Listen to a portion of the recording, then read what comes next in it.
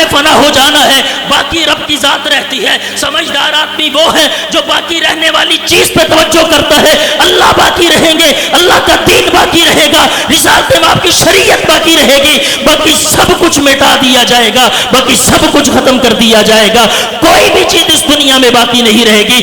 قل اعوذ باللہ السمیع العلیم من الشیطان الرجیم، قل یتوفاکم ملک الموت الذی وکل بکم ثم الی ربکم ترجعون۔ گرامی قدر اساتذہ کی موجودگی میں گفتگو کرنا انتہائی مشکل ہوتا ہے۔ ان کی محبت، ان کا پیار جس طرح پہلے ہے اب بھی ہے، ان کے حکم کی تعمیل کرتے ہوئے 15 منٹ آپ سے محو گفتگو رہوں گا۔ جو عرض کروں آپ سماعت کریں، اللہ پوری زندگی مجھے اور آپ کو اس پہ عمل کی توفیق نصیب فرمائے۔ بعض دفعہ اللہ رب العزت آسمان سے آیات بینات اتار کر کے امت کو متنبع کرتے ہیں۔ بعض دفعہ اللہ پروردگار عالم جبریل امین علیہ الصلاۃ والسلام کو بھیج کر کے رسالت مآب پر وحی کے ذریعے سے امت کو متنبع کیا جاتا ہے۔ لیکن جس بات کو، جس چیز کو میں آپ کے سامنے رکھنا چاہتا ہوں وہ ان دونوں چیزوں سے ہٹ کر ہے۔ اللہ تعالیٰ نے نبی کریم علیہ الصلاۃ والسلام کو وصیت فرمائی۔ جبریل امین علیہ الصلاۃ والسلام رسالت مآب صلی اللہ علیہ وآلہ وسلم پر آتے ہیں، آ کر کے امام کائنات علیہ الصلاۃ والسلام کو وصیت کرتے ہیں۔ 5 وصیتیں رسالت مآب صلی اللہ علیہ وسلم کو کی گئیں، میں ان میں سے چند آپ کے سامنے رکھنے کی کوشش کروں گا۔ رسالت مآب صلی اللہ علیہ وآلہ وسلم کو کہا گیا، مستدرک حاکم کے اندر روایت موجود ہے، اللہ کے نبی علیہ السلام کو کہا گیا یا محمد اشما شئت فإنک میت، حضور آپ جتنی لمبی زندگی گزارنا چاہتے ہیں گزاریں، جتنا رہنا چاہتے ہیں رہیں، جیسا رہنا چاہتے ہیں رہیں، فإنک میت، اس کے بعد آپ پر موت آئے گی۔ دوسری وصیت کی گئی احبب من شئت وہو مفارقہ، حضور آپ جس سے محبت کرنا چاہتے ہیں کریں، ایک وقت آئے گا آپ کو وہ محبوب چیز چھوڑنا پڑے گی۔ تیسری وصیت آپ کو کی گئی اعمل ما شئت فإنک مجزی بہ، حضور آپ جیسا مرضی عمل کریں، جس طرح کا مرضی عمل کریں، ایک وقت آئے گا آپ کو آپ کے عمل کی جزا دی جائے گی۔ اور چوتھی وصیت کی گئی وَاعْلَمْ أَنَّ شَرَفَ الْمُؤْمِنِ وَقِيَامُهُ بِاللَّيْلِ، اللہ نے مومنین کی عزت قیام اللیل میں رکھی ہے۔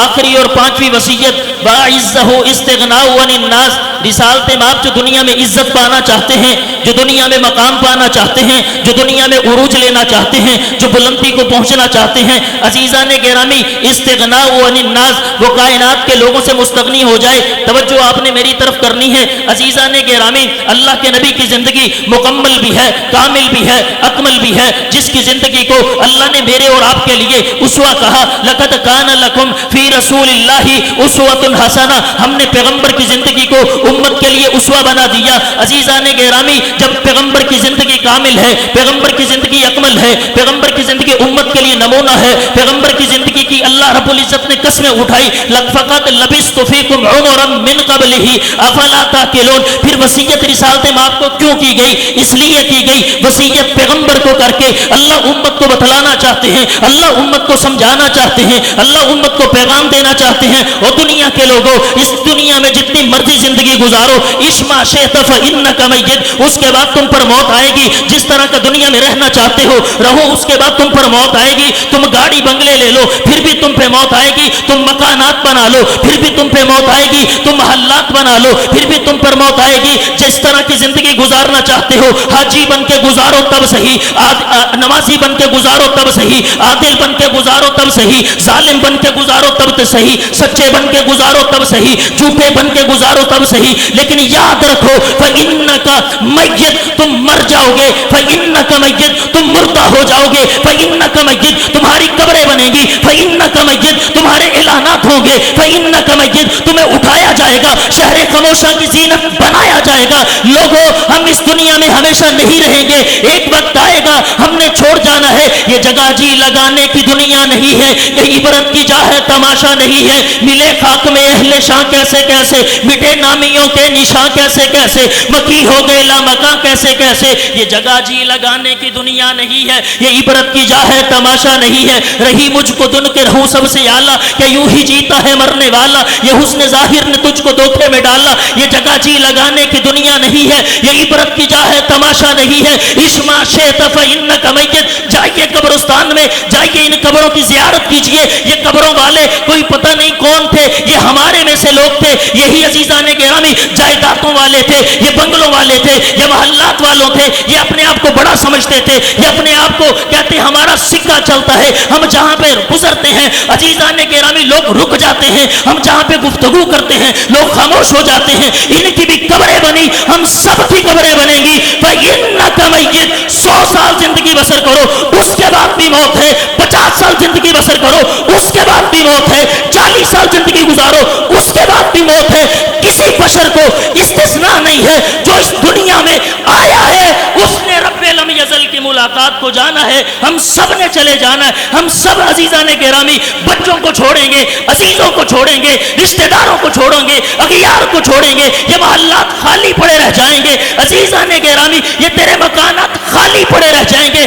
دنیا عیاشی کرے گی، دنیا کھائے گی، دنیا پیے گی، دنیا تیری گاڑیاں استعمال کرے گی، تو اگلی منزلوں کی طرف۔ تو کل من علیہا فان ویبقى وجہ ربک ذو الجلال والاکرام، ان الموت الذی تفرون منہ فانہ ملاقیکم ثم تردون الی عالم الغیب والشہادہ۔ اے نبی ان سے کہہ دیجئے یہ تمہیں فوت کرنے والا فرشتہ فوت کرے گا، وکل بکم جو تم پہ نگران مقرر کیا گیا ہے، ثم الینا ترجعون۔ بابا جی ہم نے، نوجوانوں ہم نے، بزرگوں ہم نے، بڑوں ہم نے، ذمہ داروں ہم نے، ثم الینا ترجعون، ہم سب نے لوٹ کر کے پروردگار عالم کی ملاقات کو جانا ہے۔ ہم سب جائیں گے، کوئی اس دنیا میں ہمیشہ رہنے کے لیے نہیں آیا۔ حضور کو وصیت کی گئی اشما شئت فإنک میت، حضور آپ جتنی لمبی زندگی گزارنا چاہتے ہیں گزاریں، جیسی گزارنا چاہتے ہیں گزاریں۔ حضور اس کے بعد آپ پر موت آ جائے گی۔ دوسری وصیت اور بات کو ختم کرتے ہیں، احبب من شئت وہو مفارقہ، حضور جس سے محبت کرنا چاہتے ہیں، جس سے پیار کرنا چاہتے ہیں کیجئے، ایک وقت آتا ہے وہو مفارقہ، انسان اپنی محبوب چیز کو چھوڑ دیتا ہے۔ آپ اگر دنیا سے محبت کر رہے ہیں دنیا کو چھوڑیں گے، اگر آپ عزیزان گرامی پیسے سے محبت کر رہے ہیں وہو مفارقہ، آپ اس کو چھوڑیں گے۔ عزیزان گرامی یہ اللہ وصیت امام الانبیاء محمد الرسول اللہ صلی اللہ علیہ وآلہ وسلم کو کر رہے ہیں، اور ہمیں وصیت کی جا رہی ہے، ہمیں متنبہ کیا جا رہا ہے کہ لوگوں جس طرح کی جس چیز سے محبت کرو، کرنا چاہتے ہو کرو، وہو مفارقہ، ایک وقت آئے گا آپ کو وہ محبوب چیز چھوڑنا پڑے گی، آپ اس چیز کو چھوڑ کر کے آپ اگلی منزلوں کی طرف چلے جائیں گے، اس چیز کا کوئی اور والی وارث بن جائے گا۔ عزیزان گرامی آپ دیکھیں آپ کس چیز سے محبت کرتے ہیں، آپ کس چیز سے پیار کرتے ہیں۔ آپ کے دل میں اللہ رب العزت کی کتاب ہے، اگر اس کتاب سے آپ محبت کرتے ہیں تو آپ کی محبت کو سلام ہے، اگر آپ اس کتاب سے محبت نہیں کرتے تو یاد رکھنا عزیزان گرامی یہ اس دنیا میں بھی خسران ہے، قیامت کے دن تو خسارے ہیں ہی ہیں۔ اس لیے آئیے کتاب مبین سے محبت کیجئے، آئیے اللہ کی ذات کے ساتھ محبت کیجئے جو اللہ نے یہ کتاب آپ کو عطا کر رکھی ہے، اس سے محبت کیجئے۔ یہ مقصد، یہ محفل کروانے کا مقصد، یہ جم گٹھا لگانے کا مقصد، یہ پیسے خرچ کرنے کا مقصد صرف یہی ہے کہ ہم لوگوں کے دلوں میں وہ محبت چھوڑ کر کے جائیں جو رسالت مآب صلی اللہ علیہ وسلم جس سے محبت کرتے تھے، اللہ کے نبی محبت کرتے تھے، اللہ کی کتاب سے محبت کرتے تھے۔ عزیزان گرامی افسوس کی بات یہ ہے کہ ہم نے کتاب مبین کو دیکھا نہیں، ہم نے کتاب مبین سے اپنی زندگی، اپنی لوگوں کو لگایا نہیں، ہم نے اس کی طرف توجہ نہیں کی۔ میں اکثر ایسے لوگوں کو جانتا ہوں 40 سال سے نمازیں پڑھ رہے ہیں، 30 سال سے نمازیں پڑھ رہے ہیں، اوپر سے دیکھیں اللہ کی کتاب پڑھنی تک نہیں آتی۔ یہ کاہے کی ہماری محبت ہے؟ اگر اوپر سے دیکھ کے انگلی رکھ کے مجھے قرآن پڑھنا نہیں آتا تو اس کا مطلب یہ ہے کہ میری قرآن سے محبت نہیں ہے، میں کسی اور کے ساتھ محبت کر رہا ہوں۔ یہ اللہ نے آپ کو اتنا خوبصورت ادارہ دیا ہے، آپ اس سے محبت کریں۔ اپنے بچوں کو، اپنے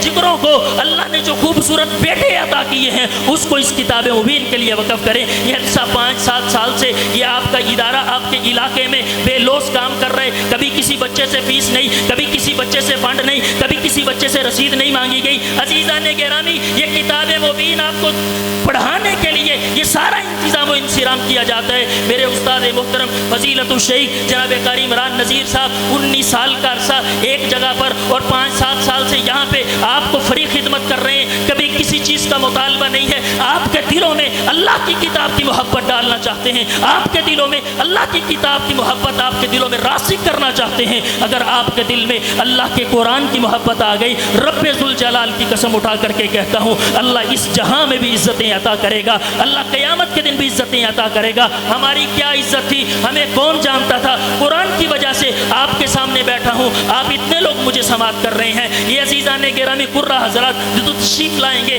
آپ کے سامنے قرآن مجید کی تلاوت کریں گے، کتنے دور دراز علاقے سے یہاں پہ آئے، آپ صاحب آپ ان کو سننے کے لیے آئے۔ یہاں پہ باپ کی بات سننے کے لیے تیار نہیں ہے کوئی، ماں کی بات سننے کے لیے تیار ہے نہیں کوئی، لیکن ہماری بات تو سنی جا رہی ہے۔ ہمارے سینے میں اللہ کی کتاب ہے، جس کے سینے میں اللہ کی کتاب ہوا کرتی ہے اللہ اسے زمانے کی عزتوں کے تاج پہنا دیتا ہے۔ اللہ مالک سے دعا ہے اللہ پروردگار عالم ہمیں سچی محبت نصیب فرمائے، اچھی محبت نصیب فرمائے، قرآن مجید کی محبت نصیب فرمائے، اللہ اپنی محبت نصیب فرمائے، اپنے رسول کی محبت نصیب فرمائے۔ اسی محبت پہ ہم زندہ رہیں، اسی محبت پہ ہم قائم رہیں، اسی محبت پہ ہماری موت ہو۔ میں جو کچھ عرض کیا آپ کے سامنے، اللہ اس سب سے پہلے مجھے اور پھر آپ احباب کو اس پہ عمل کی توفیق نصیب فرمائے۔